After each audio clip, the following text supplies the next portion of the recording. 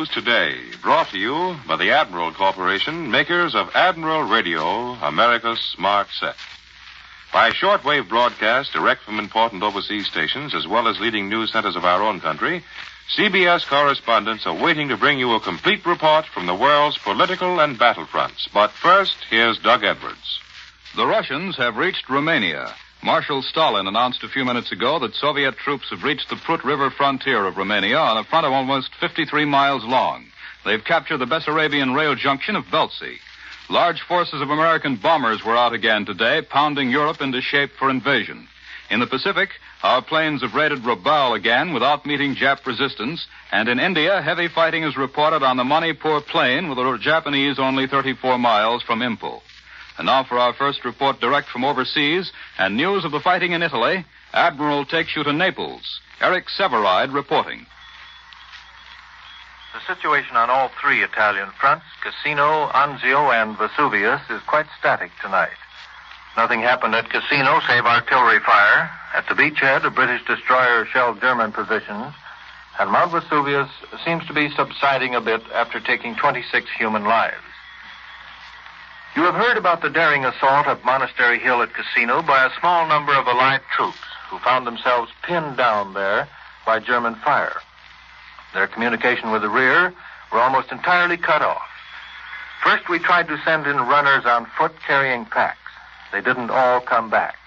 Then headquarters turned to the Air Force.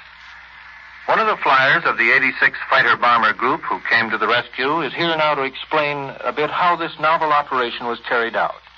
He is Lieutenant Ed Lucas of Greensboro, North Carolina. Well, we fly A-36 Invaders. I've been out dropping bombs and strafing on nearly 50 missions over here. But this was the first time I'd ever tried dropping packages by parachute.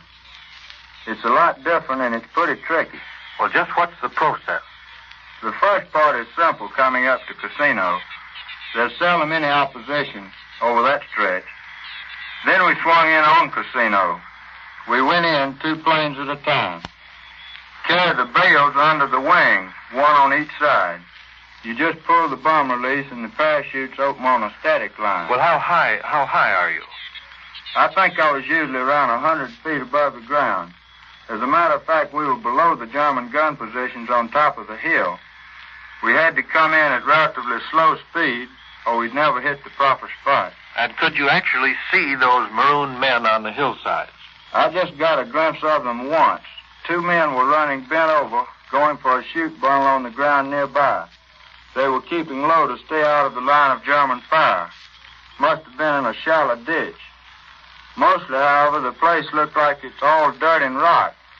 I don't see how they find any cover at all. And did you yourself catch much fire from the Germans? Just small arms fire and a few bursts of ack-ack, which bumped my plane a bit. As a matter of fact, I was much more scared of hitting the hill. We had to fly in through the pole from our own infantry smoke pot barrage on the ground. And did the men get all the supplies you dropped? I think most of it, certainly. We flew 183 sorties in all and delivered 324 packages of food and water, shells, grenades, and landmines and small ammunition. There were some Indian troops there who eat a lot of fish and rice, and they got that from us, too. Well, it was a dangerous and a useful piece of work. Well, you know, we didn't consider it so dangerous. In fact, it seemed so easy that we passed the job around, so as many pilots as possible could chalk up a mission to their credit. We return you now to CBS in New York. More news in just a moment, but first here's Warren Sweeney with a word from Admiral Corporation. How would you like to own a home freezer that will keep you supplied all winter long with fresh vegetables from your victory garden? Or an electric range that will automatically make the coffee while you take your morning shower? Or an electric refrigerator with equally new and exciting features? These are not idle dreams, but predictions of good things to come from Admiral. Since Pearl Harbor, yes, and even before, Admiral has cooperated aggressively with the war production program. To meet the ever-increasing demands for electronic equipment, manufacturing facilities have grown with Jack and the Beanstalk rapidity, and production has kept pace. For example, In 1943, output of war material topped Admiral's biggest peacetime year by 90%, and output this year will be twice that of 1943. When Admiral's wartime obligations have been fulfilled, this tremendously increased ability to produce will present both a challenge and an opportunity. A challenge to provide jobs for our homecoming men, an opportunity to realize long-cherished plans and ambitions. When that time comes, Admiral will proudly present a line of major household appliances, designed, developed, and engineered by men with years of know-how. There will be an Admiral electric refrigerator, an Admiral home freezer, an Admiral electric range, each with new and exciting features for more enjoyable living, each a worthy companion to the radio that has become America's smart set. Now, here once again is Doug Edwards. For news of the home front, Admiral Radio takes you to CBS Washington. Don Pryor reporting. Congress has only 4 more days to go before the Easter recess. In that time, it's just possible that final action will be taken on the GI Bill of Rights, providing all sorts of benefits for war veterans. But most of the big controversial issues will wait until the legislators come back on April 12th. These include extension of the Stabilization Act and related questions of subsidies and the Little Steel wage formula, the labor draft question, and possibly another effort to outlaw poll taxes. There's likely to be a little political flavor in all this. In fact, a good many congressmen and senators are up for re-election and have already left their legislative duties and gone home to mend their political fences. And political observers here, by the way, are watching next Tuesday's election in Oklahoma with more than usual interest. It may show which way the political wind is blowing along the border states. It's a special election to pick a congressman in the 2nd Oklahoma district. But even more important, probably, although the outcome is not so doubtful, will be New York State's presidential primaries also next Tuesday. Governor Dewey still gives the impression that he isn't a candidate, but his backers are confident that they will pick up at least 90% of New York's delegates to the Republican convention in Chicago. I return you to Admiral Radio in New York. American bombers were over France again today. For this news and an interview with a Flying Fortress crew chief from Liberty, Kentucky, Admiral takes you to CBS London. Larry LeSueur reporting. The coming of spring has brought payoff time to the exponents of victory through air power. The air battle must be won before the land battle can begin. And the American Air Force in Britain is in the midst of the greatest campaign it may ever fight, breaking the German Air Force. Again today, for the 20th time this month, America's fortresses and liberators have challenged the Luftwaffe. Our planes come home at dusk riddled by flak and cannon fire. But they must be fit to fly again at dawn. Behind this American record for sustained operations are the almost forgotten men, the ground crews, the mechanics who keep them flying. Tonight we have with us Master Sergeant Omer James of Liberty, Kentucky. 2 years ago, Sergeant James ran a general store on the edge of the Bluegrass. Today, he's crew chief of a flying fortress. He and his crew of mechanics have been cited by Bomber Command for sending out their fortress on over 40 combat missions without a single mechanical failure. Sergeant James, what shift do you work up at the airfield? We don't work any shift, Larry. We work until the job is finished. Generally, we start at dusk when the bombers return and work through until dawn next day. Once I work 72 hours straight. Gosh, any strikes at your field, Sergeant? No. The only time we ever complain is when a fort returns without dropping its bombs. Well, what's an average day like in the life of a fortress mechanic, Sergeant James? Well, I think you'd call it more night than day. When the forts go out, we go to bed. And when they come home, we go to work. Work all night, just using flashlights and portable lights. And, boy, it was pretty unpleasant on those English fields this winter. Yeah, I'll bet that cold went right through you. No, the cold didn't go through us. Some of it stayed inside. But now that spring is here, we can work much faster. There's more daylight now. We had so much experience in the last 9 months that we can do in 3 hours what used to take us a day. See, what's the name of your particular fortress, Sergeant James? Well, it used to be called the Screaming Red. Luckiest ship on the field. Went out on 45 missions, and none of her combat crew ever got a scratch. But she didn't come back from the 46th. That was Berlin. We waited out on the field until dusk for about an hour after the rest of the planes were home. And then we heard the bad news. Flak got her over the big city. can't tell you how I felt. We were all pretty silent after 9 months, screaming red, and a crew were gone. We're all sorry, Sergeant James, but we know that it costs men and planes to break the Luftwaffe, and that soon you'll have another chance to break the American Air Force record for keeping them flying. We return you now to New York. As we said earlier, Russian troops have reached the Romanian frontier to create new problems for the German command. And tonight in Moscow, the victory guns are booming. For an analysis of the situation on the Eastern Front, here is Columbia's military analyst, Major George Fielding Elliott.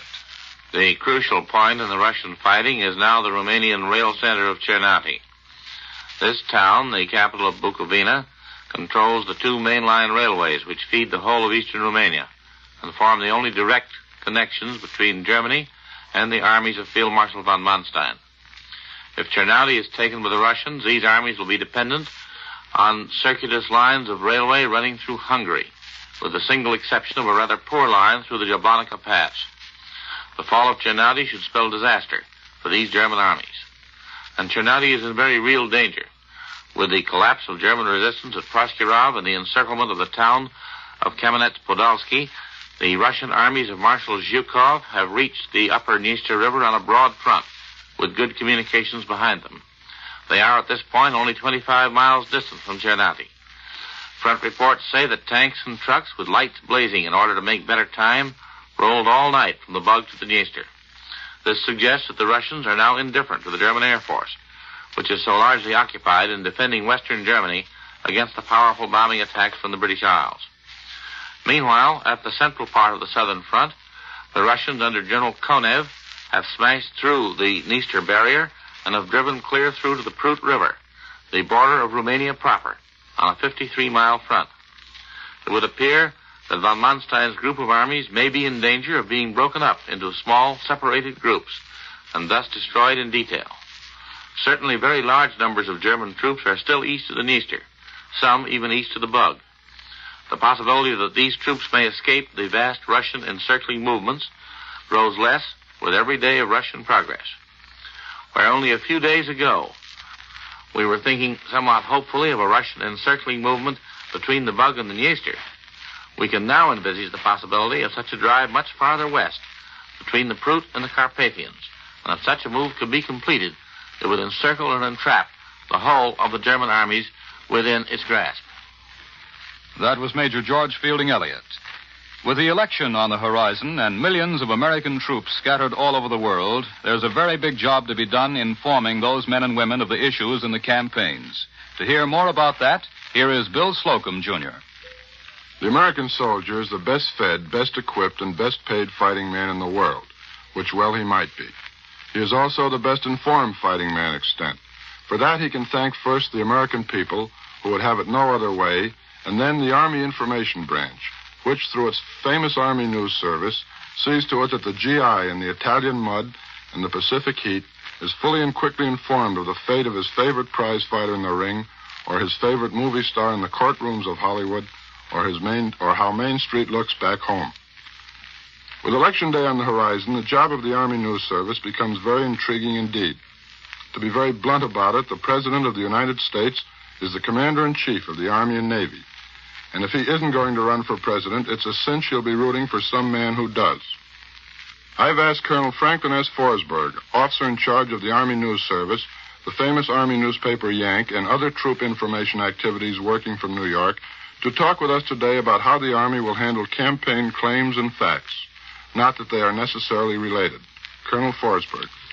Every soldier or fighting man of any service will be told everything that happens in the campaign. He'll very often read it in Australia before you read it at breakfast. He'll read or hear his radio, all sides of the news from home, but with no interpretation. We'll tell them, and they'll make up their own minds. No editorial comment? None. They're lucky. How will you tell the boys? Army News Service is now sending out more than 65,000 words a day via Army Signal Corps, shortwave radio, and airmail pouch to more than 120 overseas points. Impartial, complete digests of all sorts of news are sent out twice a day from New York. The news is distributed all over the world in various overseas Army newspapers, radio stations, mimeograph reports, bulletin boards, or if none of these is available, the commanding officer will pass the important news on. We send out feature stories and pictures by airmail and also pictures by radio. ANS is a complete GI news agency. Do you tell the boys everything? We do. How about the Patton incident? Army News sent out a complete story on that from the time it broke in American papers. That goes for strikes, the soldier vote legislation, and such. We tell them what happened, who did what, and who said what. The individual private or general does his own interpretation. Where do you get your news? From the regular civilian news services and papers. We have it condensed by soldiers. Every ANS man is a soldier. They have all been newspaper men in civilian life. And when we picked the best we could from 30,000 reporters in the armed services. They're good reporters, and good reporters are impartial. And to make sure they are, we have other good editors check the work thoroughly. Everybody works under this order. Don't take sides. Send the troop all the news. Thank you, Colonel Forsberg. This isn't objective reporting on my side, I'll admit. But I've read a lot of Army News Service stories, and I could find no more bias in them than I could in a bank statement. And now, back to Doug Edwards. For news from the Pacific War Zone and an interview with a WAC corporal from Stamford, Connecticut, Admiral takes you after a few seconds' pause to CBS Pearl Harbor. Webley Edwards reporting.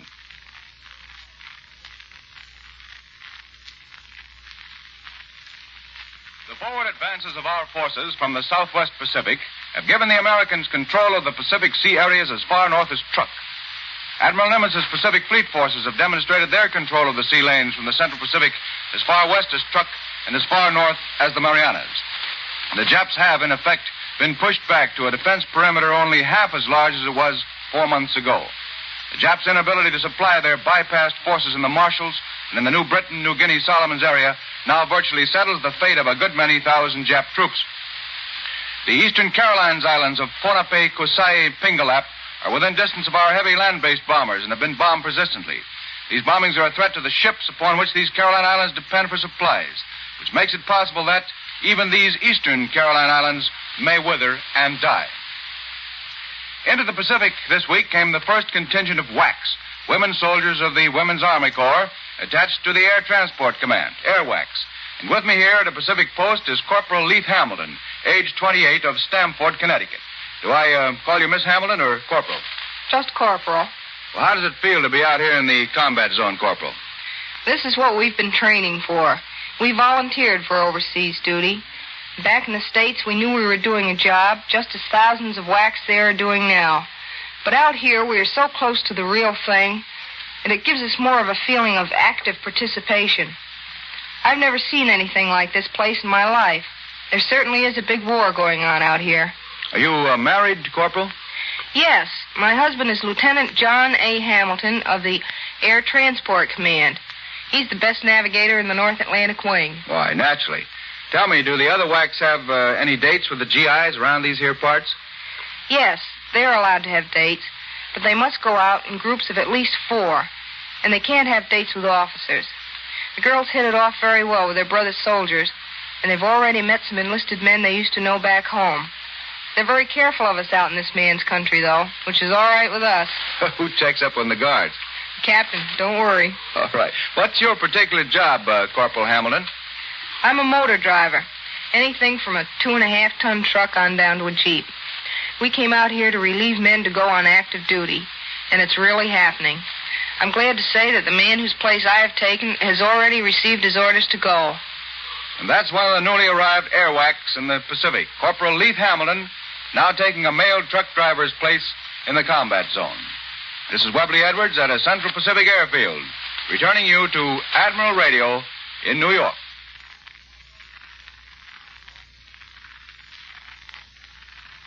And now for an interview with a Navy lieutenant from Miami who participated in some of our biggest attacks in the Pacific. Admiral takes you back to Washington. Don Pryor reporting. Here's a man who has dropped bombs on the Japanese all over the South and Central Pacific, including Saipan, just 1,200 miles south of Tokyo. He's Lieutenant J.G. James P. Scherer, USN, the torpedo bomber pilot. We'll begin at Kwajalein, Jim. Which island there did you attack? Roy, that's at the north of the atoll. Was there much opposition in the air? Some the first day, but the real job at Kwajalein was done by the fleet's big guns and by the ground troops. After the second day, we just kept hauling bombs in support of the landing force. And then what? We went after Truck next. And from what we had heard about Truck, it was like being told to attack a machine gun with a razor blade. Well, but it turned out a little bit softer, didn't it? No, actually it didn't. A lot of people here seem to think that Truck was a fizzle. The Jap fleet didn't happen to be there, but it's about the toughest position I've ever seen. And they threw up more anti-aircraft than you could shake a stick at. We sank 23 Jap ships and destroyed just under 300 planes. Just those figures ought to prove that it isn't a pushover. Well, I should think so. Will you tell us about the attack as you saw it? I saw Truck for the first time about 9:30 in the morning. Some ships had been sunk already. Others were burning, and some were trying to get underway. Our target was a cargo ship. I was concentrating on that and only saw 3 planes. My turret gunner, A.J. Myers, got one of them on the way out. Those gunners, incidentally, are a good form of life insurance. Did you get a hit? Yes, we hit him on the stern. Well, your next attack, wasn't it, was at Saipan in the Marianas, and you didn't surprise the Japs when you went there, did you? No, that was the first raid we made where we were picked up before we got to the target. They spotted us about 4:30 in the afternoon, and they gave us hell all night and up to about 9:30 the next morning. None of us could sleep, of course, so we went topside and spent the night in the ready room. It looked like a 4th of July celebration. The Japs kept coming in waves. The sky was full of tracers and exploding shells, and now and then you'd see a big flash of fire and a ball of flame would drop into the sea. About 17 of them were shot down. Well, how about the raid itself, Jim? Well, the fighters went in first and shot down several Jap planes and strafed their fields. My group took off about 8 o'clock in the morning. The Jap bombers were still coming after our carriers, and while we circled, the Ack-Ack and fighters shot down several more of them.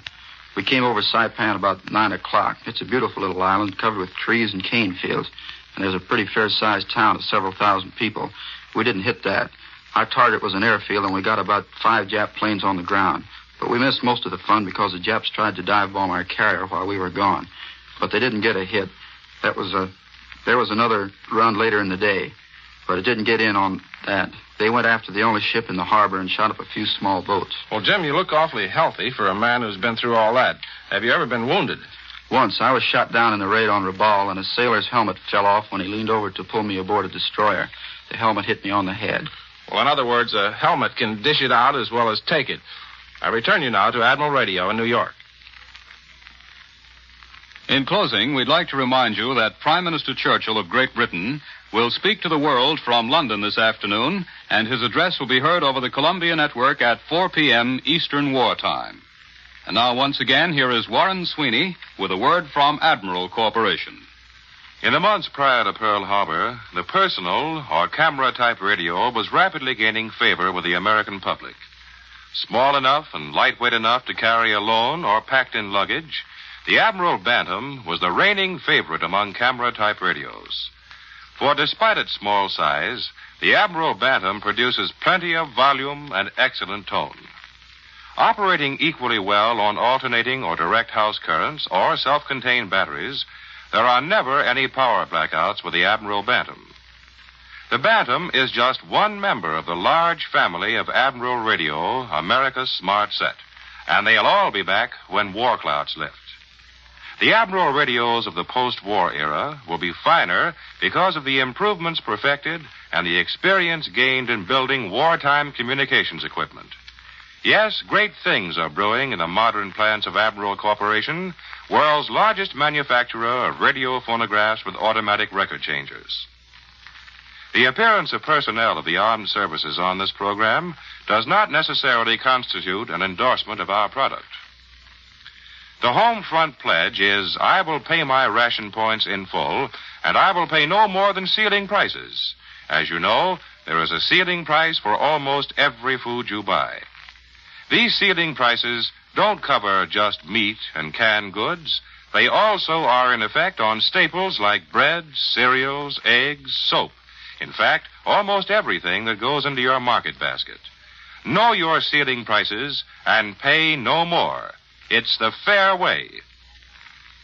World News Today is brought to you each Sunday at this hour by the Admiral Corporation, makers of Admiral Radio, Admiral Refrigerators, Admiral Home Freezer, Admiral Electric Range. Be sure to listen again next Sunday when Admiral brings you World News Today by shortwave, direct from leading news centers of the world. Warren Sweeney speaking. This is CBS, the Columbia Broadcasting System. The WBBM Air Theater, Wrigley Building, Chicago.